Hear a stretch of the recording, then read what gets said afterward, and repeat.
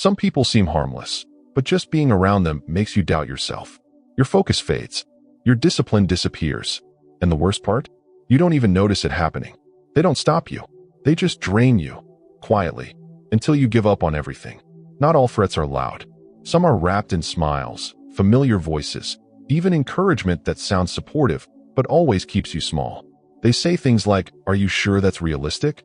Or, "Don't push yourself too hard." It feels like care. But over time, it becomes a cage. You start second-guessing your instincts. You shrink your goals. You begin living on someone else's terms.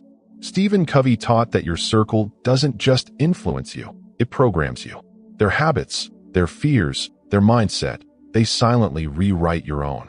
And if you don't take responsibility for your environment, it will take responsibility for you. That's what this video is about. You'll discover the subtle behaviors, words, and dynamics that silently sabotage your ambition. We're not talking about obvious enemies. We're talking about the people you see every day, the ones who slowly convince you to abandon who you could become. You won't just learn to spot them. You'll know exactly how to protect your energy, reclaim your clarity, and reinforce the identity you've been building before it's drained away. Because there's one pattern, the most dangerous of all, that hides in plain sight. And if you don't catch it, it will quietly dismantle everything you're trying to build. They don't have to criticize you to stop your growth. All they have to do is not believe in you. I've seen this too many times. A person starts with fire in their eyes, clarity, goals, a plan. But they surround themselves with people who never reflect that fire back. People who nod politely, change the subject, or offer mild concern every time a new goal is shared. They're not aggressive. They don't argue. They simply withhold belief. And what most people don't realize is that this passive energy is just as destructive as active resistance. It teaches you, over time, to doubt your own vision. You bring up an idea, silence. You talk about your dreams, they look at their phones. You share a small win, and here must be nice. It doesn't feel like sabotage, but that's what makes it dangerous. Because while you're busy trying to stay positive, a piece of you is slowly learning not to expect support. And that's the beginning of self-doubt. Not because you failed, but because your environment failed to reflect your potential. You start to hesitate before sharing. You start lowering your voice. And eventually, you stop talking about your goals altogether. Let me be clear. You don't need anyone's permission to become who you're meant to be. But we're human, and humans internalize the cues around us. You can pretend you're unaffected, but your subconscious is always listening. When I began understanding this, I stopped looking for loud opposition. I started paying attention to emotional absence. The people who were there physically, but never energetically. The ones who would never openly say you can't, but would never say you can, either. That passive energy teaches your mind something critical. That maybe your dreams aren't that important. And once that idea takes root, discipline begins to die.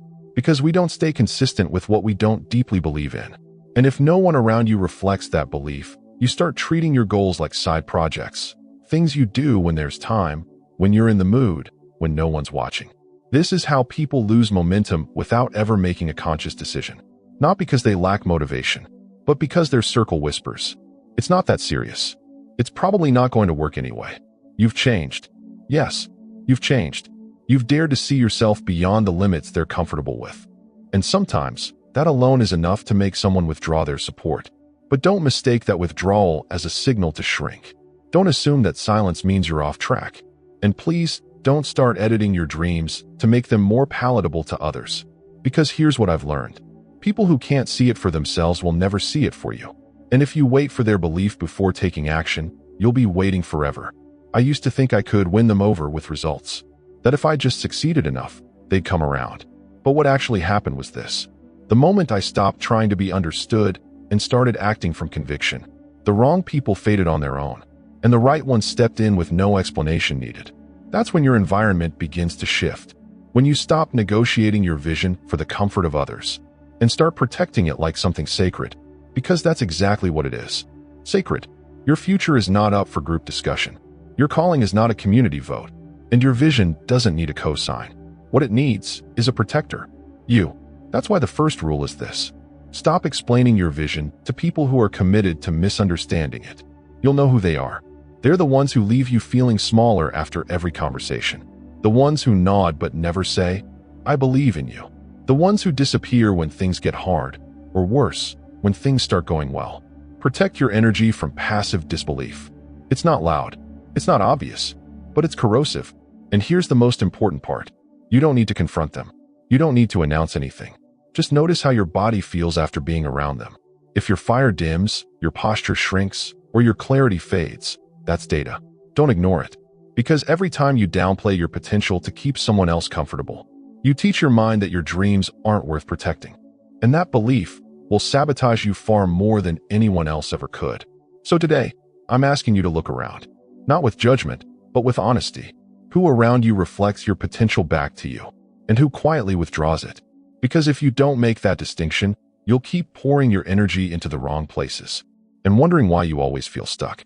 And that feeling, it never comes from lack of effort. It comes from lack of alignment. But you're about to fix that. Because if you don't make that distinction, you'll keep pouring your energy into the wrong places and wondering why you always feel stuck. That confusion doesn't scream. It whispers through your choices. It pushes you to shrink what once felt expansive, to chase approval where you once chased truth. And all it takes is a subtle shift in what you allow to be validated. That confusion doesn't shout. It disguises itself as normal. It seeps into your routine, your tone, your choices, until what once felt urgent starts to feel unnecessary. And all it takes is a quiet shift in what you let yourself be rewarded for. Because there's a kind of person who doesn't drain you by disagreeing with your vision. They drain you by applauding the parts of you that keep you stuck. They cheer when you're humble enough to play small. They light up when you sacrifice your own goals to be more available to them. They call you balanced when you stop pushing yourself. They praise your discipline until it threatens to surpass theirs. And if you're not paying attention, those compliments start to feel like guidance.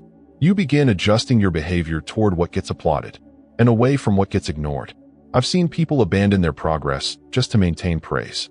Not because they lacked courage, but because they didn't want to lose approval. Approval is addictive when you've been starved of it.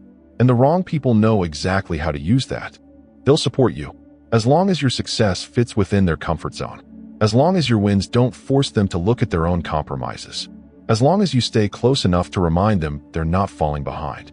But the moment your growth demands separation, the applause turns to silence. The support turns into concern. The warmth turns cold. And suddenly, you find yourself hesitating, not because you're unsure, but because you're scared of becoming too much for the people around you. Let me tell you something that changed everything for me. If your growth makes people uncomfortable, you're not the problem. For too long, I thought success had to be palatable, that I had to grow quietly, gently, politely, so no one would feel left behind. But real growth is disruptive.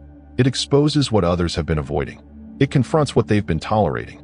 And if someone is more invested in your comfort than your transformation, they'll celebrate the version of you that never breaks their pattern. That's the trap. You think you're being loved for who you are, but you're being rewarded for who you were. The version of you that's easier to manage, less intense, less focused, less clear. The version that asks for advice you don't need, second guesses yourself, laughs things off, lowers your tone. And they'll tell you that this is maturity, that it's wisdom, that you're finally relaxing.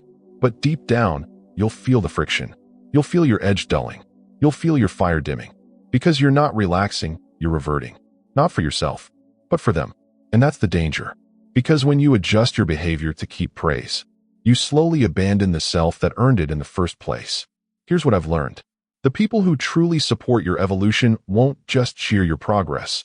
They'll challenge your limits. They'll hold you accountable. They'll ask better questions. They won't be impressed by your comfort zone. They'll remind you of who you said you wanted to become. You'll know you're in the right environment when applause isn't the highest currency. Alignment is. You don't need to be worshipped. You need to be respected in your growth.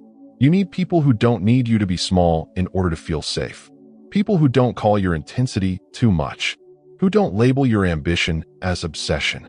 Who don't feel threatened when you move ahead. People who don't just like who you were, but believe in who you're becoming. When you find those people, you'll notice something powerful. Your discipline deepens. Your focus sharpens. Your doubts fade. Because the mirrors around you finally reflect the future, not the past.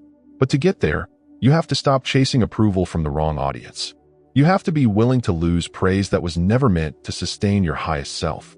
Ask yourself, are they applauding your alignment or your compliance? Are they proud of your growth or relieved that you're not changing too fast? Do they encourage your clarity or distract you when you get too close to it. Don't be afraid of losing people who only love the dimmed-down version of you. Be afraid of losing yourself trying to keep them. There is nothing noble about staying small for the sake of someone else's comfort. There is nothing kind about lying to your potential. Your future self is watching you, not to see if you'll be perfect, but to see if you'll be honest. And sometimes, the most honest thing you can do is admit that you've outgrown the version of you they still want you to be. That's not betrayal. That's integrity. And it begins the moment you stop asking, will they still like me if I grow? And start asking, will I still like myself if I don't? It's not about cutting people off. It's about cutting the thread that ties your identity to their comfort. And once you do that, something changes. Not just in your actions, but in your posture, your tone, your decisions. You stop performing. You stop apologizing. You stop editing your power. You stop needing their applause. Because you finally remembered what your voice sounds like without it. And without that noise, you'll start to hear something much clearer. The quiet pull toward everything you were meant to build. On your terms, in your time, without shrinking for anyone. Not all control looks like domination. Sometimes, it comes disguised as kindness. There are people who seem to support you, but only when you need them. They're present when you're broken, helpful when you're lost, available when you're dependent.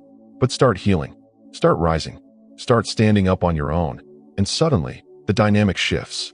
Their tone changes, the warmth fades, the support turns into subtle competition, or worse, sabotage. It took me years to understand this, because at first, it felt like betrayal. How could someone who helped me now seem distant the moment I no longer needed saving? But then I realized, they weren't helping me to see me win. They were helping me to feel needed. And when that need disappeared, so did the connection. You have to be honest about this. There are people in your life who are only comfortable when you're beneath your potential, because it gives them a role, a reason to feel valuable, a way to maintain emotional leverage. They call it being there for you. But what they're really doing is training you to associate independence with isolation. So when you finally start making moves on your own, when you stop asking for advice, stop waiting for validation, stop leaning on their permission, they don't cheer. They recoil. They might not say it outright, but you'll feel it. Backhanded comments, forced smiles, jokes that cut deeper than they should, stories about how you've changed. And yes, you have changed. You've begun to move from dependency to direction, from comfort to clarity, from being carried to carrying yourself. But for someone who only knew how to relate to your struggle, your strength becomes a threat. You'll start to notice how your wins are minimized, how your clarity is questioned, how your growth is met with just be careful or don't forget where you came from. They'll say it's concern. They'll say it's love.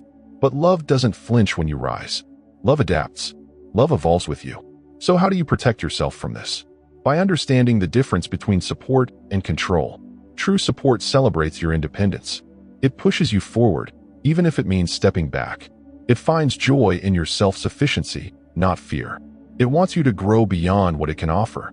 Control, on the other hand, wants you close, small, and grateful. It wants to be the reason you succeed, so that you never realize you could have done it on your own. And if you're not careful, you'll internalize that message. You'll start believing that strength means loneliness, that standing alone is dangerous, that you need someone to carry your vision, because it's too heavy for you alone. But here's the truth.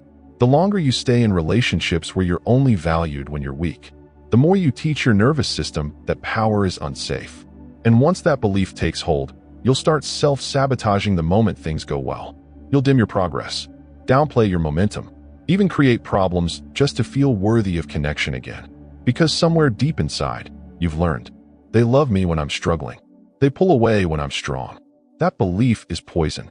It chains you to a version of yourself that was only ever meant to be temporary. You were never supposed to stay there. You were supposed to grow through it. Not to prove anything, but to become everything you're capable of being. So let me be clear. You don't owe anyone your dependence.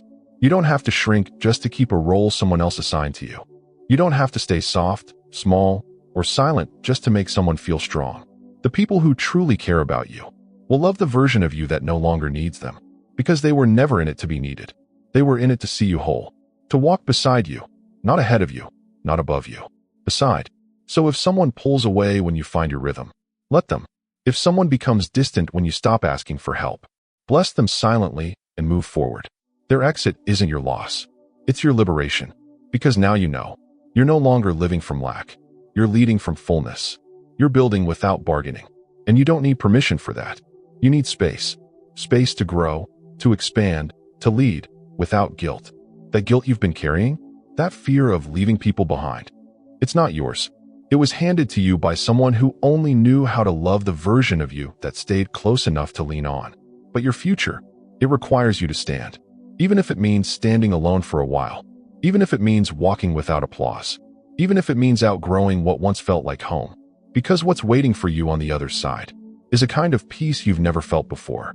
The peace of not being pulled back. The peace of progress without resistance. The peace of a life built with your own hands. Not out of rebellion, but out of truth. And once you feel that, you'll never trade it again. There's a moment, right after you reclaim your strength, when the world starts testing if you really mean it. Not through conflict, but through concern. And it often comes from the people closest to you. You tell them about your next step, and they raise an eyebrow. You share your new pace, and they say, just don't burn out. You open up about something bold, and they respond, that sounds risky. It sounds caring. It feels like love, but it plants something deadly, hesitation. What you don't realize in that moment is that they're not warning you from experience. They're warning you from fear. Their fear. Fear of failure. Fear of judgment. Fear of change. Fear of leaving the crowd behind. And if you're not careful, you'll confuse their fear with your intuition. You'll start editing your goals to make them sound more reasonable. You'll delay your moves to think it through just one more time. You'll second-guess yourself, not because you saw something, but because someone else didn't. And here's where it gets dangerous. The people who love you the most can be the ones who most limit you. If they've never seen someone rise around them before, they're not trying to hurt you, but they can only believe in the version of the world they've personally survived. And if your path doesn't look familiar, they'll call it dangerous. If your decision doesn't make sense to them, they'll call it impulsive. If your dream doesn't fit into their story, they'll gently try to shrink it, to save you. But they're not saving you. They're saving themselves from watching someone live a life they once gave up on. And unless you recognize that, you'll carry their projections like armor, thinking you're protecting yourself, when in reality, you're burying yourself. I've done this. I've made plans, then hesitated after a single doubtful glance. I've reworked strategies that were already working, just because someone wasn't sure. I've let brilliant ideas die quietly because someone asked, but what if it doesn't work? Here's what I've learned. You cannot borrow someone else's courage, but you can definitely inherit their fear. And that inheritance is invisible at first. It shows up in the words you don't say, the emails you don't send, the goals you don't admit out loud. It disguises itself as caution. But what it really is a quiet agreement to stay small together. Let me ask you, how many of your delays came after someone else flinched? How many of your adjustments were made not because you were wrong, but because someone else couldn't see what you saw? And most importantly, how many times have you looked back and realized they were just scared, and I made their fear my blueprint? You can't afford that anymore, because every time you accept their doubts, you reinforce a message in your nervous system. I don't trust myself. And that message, it echoes far beyond the moment. It bleeds into your tone, your posture, your pace, your vision. It makes you keep asking for confirmation. It makes you over-explain your choices. It makes you start things late, or worse, never start at all. You're not doing this because you're weak. You're doing this because someone you trusted planted hesitation inside you, and you watered it with love. But real love, real support, doesn't ask you to abandon your clarity to make others feel safe. It doesn't ask you to doubt yourself just because they've never seen what you see.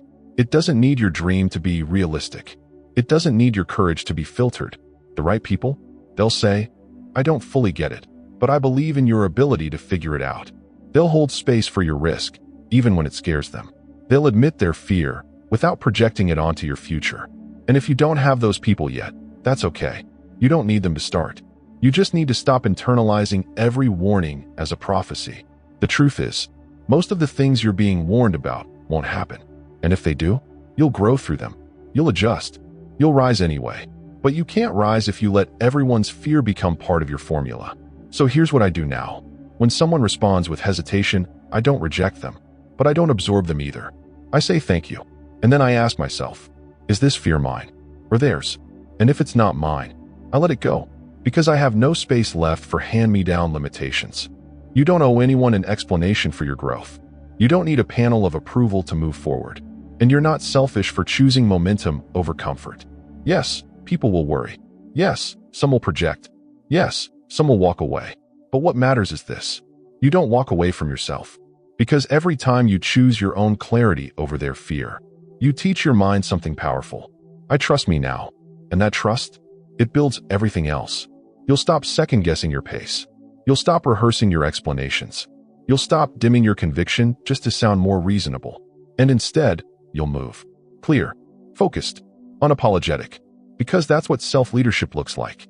Not recklessness, not arrogance, but refusing to carry fears that were never yours to begin with. And once you drop them, you'll notice something. Your courage was never gone. It was just buried. Under the weight of warnings that didn't belong to your future, there's a type of influence that doesn't feel like resistance. It feels like comfort, familiarity, even peace. These people don't criticize you. They don't doubt you. They don't ask too many questions. They simply never challenge you to rise. And that is far more dangerous than it sounds. At first, it feels good. You feel accepted. You feel seen. You feel like you're finally enough. But then weeks pass, then months, and you start to realize you haven't moved. Not forward, not deeper, not beyond what you've already mastered. That's when it hits you. You're surrounded by people who love your presence, but not your potential. They're not stopping you. They're not pushing you. They're just letting you stay exactly where you are. And because they're not demanding anything from you, you start to believe that growth can wait, that improvement is optional, that staying the same is fine, as long as no one is complaining. That's how you get stuck. Not because someone held you down, but because no one called you higher. I've been there. I've sat at tables where no one asked real questions, where no one challenged my blind spots, where comfort was the currency and honesty was too expensive. It feels safe, until you realize you're slowly fading. Your standards lower, your hunger dulls, your urgency disappears, and it happens so quietly you don't even notice it, until you're no longer inspired by your own life. Let me say this clearly. Being surrounded by passive acceptance is not the same as being supported. It's just being tolerated. And while that might keep your ego warm, it leaves your future cold. True support? It makes you uncomfortable sometimes. It holds up a mirror when you're coasting. It reminds you of your principles when your behavior starts drifting. It says, I see who you're becoming, and I won't let you settle for less. Even when it's awkward, even when it creates tension, even when you don't want to hear it. That's love. That's accountability. That's alignment. So if everyone around you is always okay with where you are, be careful, because that's not peace. That's stagnation. And stagnation doesn't show up as failure. It shows up as indifference, as lack of clarity, as I'll do it later, as endless mental fatigue that doesn't come from working too hard, but from not working toward anything meaningful. You'll notice the signs. You stop journaling. You skip reflection. You lose the urgency that once defined your mornings. You fill your days with tasks, but you don't feel proud at night. And it's not because you're broken. It's because you're surrounded by people who don't expect more from you, who don't challenge your excuses, who don't ask, is this really your best? People who let you stay small because it keeps everything nice. But nice isn't growth. Nice isn't purpose. Nice isn't your calling. Your calling requires people around you who stretch you, not people who soothe you into mediocrity. So ask yourself, when was the last time someone you trust said, you're capable of more, and I'll remind you of that until you act like it? If you can't remember, that's a problem. Because without pressure, there is no refinement. Without contrast, there is no clarity. Without expectation, there is no elevation. You don't need people who clap every time you breathe.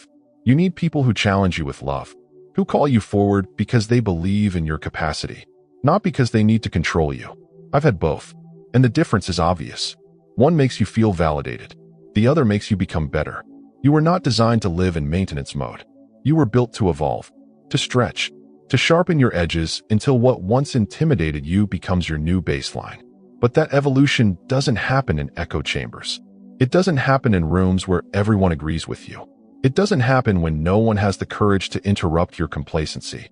It happens in tension, in truth, in love that dares to disrupt your comfort because it cares about your destiny. So if no one is challenging you right now, you need to challenge yourself. You need to ask the uncomfortable questions. You need to raise your own bar. And maybe, you need to take a break from the environments that expect so little from you. Because every time you stay silent to maintain harmony, you sacrifice your next level for the illusion of belonging. And you'll never rise while trying to blend in with people who are afraid to grow. That doesn't mean you cut everyone out. It means you start choosing your circles with intention. Start inviting voices that see your greatness and aren't afraid to say, "You're drifting. Come back. You're coasting. Let's move. You're better than this. Stand up."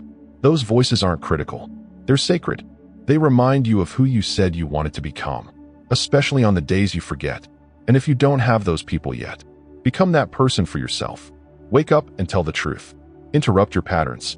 Hold yourself to a higher standard. Not because you're not enough, but because you've tasted more than this. And once you do that, once you demand more from yourself than the world does, you'll start attracting people who do the same. And the cycle of passive comfort ends right there. Because nothing drains your potential faster than staying around people who smile at your stagnation and call it support. It's easy to spot the energy drainers around you, the doubters, the passive ones, the ones who applaud your comfort and fear your evolution. But the hardest part is realizing that sometimes you've done the same thing to yourself, or worse, to others, not out of malice, not because you wanted to, but because you absorbed those patterns so deeply that you started repeating them without even noticing. I've caught myself doing it. Someone would tell me their dream, and I'd immediately think of the risks. Someone would start rising, and I'd feel something tighten in me. Someone would change, and part of me wanted them to slow down. Not because I didn't love them, but because their courage exposed my stagnation. Because their momentum reminded me of everything I'd put on pause. And without meaning to, I'd find myself trying to protect them from the very thing they were meant to become. That's how subtle this is.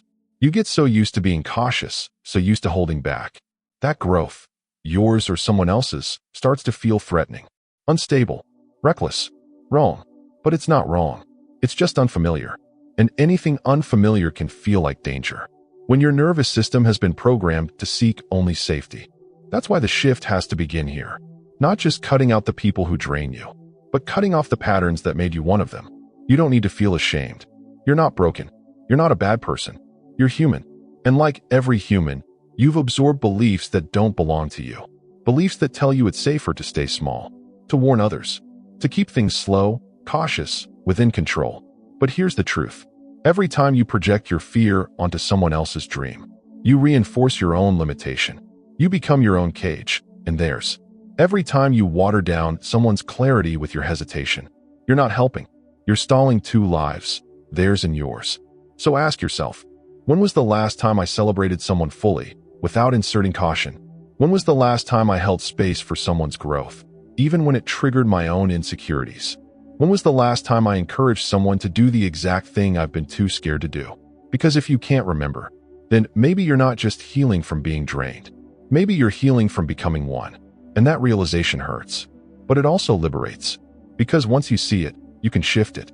You can choose to become the kind of person you always needed. The one who doesn't flinch when someone starts to shine. The one who doesn't disappear when others evolve. The one who doesn't anchor people to their old selves just to feel close to them. You become a mirror of possibility, not a reminder of the past. That's what I decided to become, and it changed everything. I stopped softening my voice when someone shared a bold dream. I stopped inserting, "just be careful," after every ambitious plan. I stopped needing others to match my pace in order to feel safe. Instead, I started leading myself, and that gave others permission to do the same. You see, people don't need your protection. They need your example. They need to see what it looks like to rise without guilt, to evolve without asking for approval, to step into their potential without apologizing for it. And you can't model that if you're still carrying the fear of becoming too much for others. So let me ask you, are you shrinking your light to keep others comfortable? Or are you shining so clearly that others remember they can too? Are you projecting your fear as wisdom? Or are you speaking from integrity, even if it costs you connection? Are you holding others back in the name of care? Or are you letting love be brave enough to let people outgrow even you? Because real love lets go. Real love wants you to become who you're meant to be, even if it changes everything. And if you want to protect yourself from becoming what once hurt you, you have to be honest about the ways you've played small, the ways you've made others play small, the ways you've mistaken fear for protection, the ways you've silenced boldness in the name of being realistic. That's the final trap, not the people around you, but the version of you who agreed with them. The one who believed that playing safe was noble, that staying silent was humble, that lowering the bar was maturity. But that version isn't you anymore, and it never was. It was just a shadow cast by everything you hadn't questioned yet. Now you're questioning. Now you're seeing. Now you're ready. Ready to lead yourself first. So you stop unconsciously limiting others. Ready to challenge the fear that still lingers. So you stop normalizing it in every room you enter. Ready to build relationships based on truth, not mutual agreements to stay small. You've cut ties with the obvious energy drainers. Now it's time to cut ties with the inner voice. That became one. Because if you don't, you'll build a life that looks healed on the outside, but still bends to fear on the inside. And the cost of that is that you'll teach others to do the same. But you don't have to. Not anymore. You've seen too much. You've grown too much. You've come too far to go back. And once you truly let go of this final layer, you'll make space for something much more powerful. An identity that doesn't just protect your energy, but multiplies it. You've seen the patterns. You've named them. You've cut ties with the obvious and the hidden drainers. And you've faced the hardest truth of all, that sometimes you've been one yourself. That's not weakness. That's leadership. Because leadership starts with self-awareness. With the courage to say, I've been in my own way, but not anymore. With the discipline to shift, not just once, but every time you feel yourself slipping back into the old patterns. You're not here to just protect your energy from others. You're here to protect it from the reflexes you've carried for years. The reflex to doubt yourself. The reflex to wait for approval. The reflex to shrink when the room gets uncomfortable. And you protect it not by closing yourself off, but by opening yourself only to what strengthens you. From this moment forward, I want you to make a choice. Every person you allow close, every conversation you engage in, every commitment you accept, must either build you, challenge you, or align with who you are becoming. Nothing less. Because the life you're building can't afford small leaks. Not now. Not after everything you've seen, endured, and overcome. And here's what happens when you start living like that. The noise fades. The doubts thin out. The constant second-guessing dies. And in that space, you hear something far more valuable. Your own voice. The voice that says, this is who I am. This is where I'm going. This is what I will no longer allow. That's the voice that will carry you through the moments when no one is clapping. When the path is quiet. When the work feels invisible. Because success isn't built in the noise. It's built in the quiet conviction that your life is worth protecting. You don't owe anyone access to your mind. You don't owe anyone the right to shape your vision. You don't owe anyone the privilege of staying close if their presence costs you your clarity. And this isn't about arrogance. It's about stewardship. Your time, your focus, your discipline, their resources. And if you keep pouring them into people and places that drain you, you'll never have enough left to build the future you keep saying you want. So, from now on, your standard changes. Not in whispers, not in secret, but in the way you live, in the way you speak, in the way you decide. You'll feel the difference the moment you stop explaining yourself to people committed to misunderstanding you. You'll feel it when you stop chasing the approval of those who never believed in you. You'll feel it when you walk away from the circles that only value you when you're small. And that feeling? It's not loneliness. It's freedom. Freedom from performing for connection. Freedom from negotiating your worth. Freedom from carrying the weight of relationships that only exist when you're dimmed down. This is what it means to lead yourself. To set the standard for how you will be treated. By others and by yourself. And when you do, something else happens. You start attracting people who don't drain you, but expand you. People who don't just cheer, they push. Who don't just listen, they speak life into your vision. Who don't just see where you are, they see where you're going and refuse to let you forget it. Those are the people you keep close. Not because you need them, but because you've chosen to walk with those who value the same future you do. And as you keep living this way, you'll realize it was never just about avoiding the wrong people. It was about becoming the right person. The one who raises the standard for everyone they meet. The one whose presence is an anchor, not a weight. The one who leaves people better than they found them. You have that in you now. Not because of what you've heard today, but because you've decided to see it. And once you see it, you can't unsee it. You can only choose to ignore it, or to act on it. So act. Act on the clarity you have now. Act on the boundaries you've been afraid to set. Act on the vision you've been protecting in secret. Act as if your future depends on it, because it does. And as you move, remember this. Protecting your energy isn't just about survival. It's about building a life where your focus, your discipline, and your peace aren't constantly under attack. It's about having the strength to say no without guilt. And yes, without hesitation.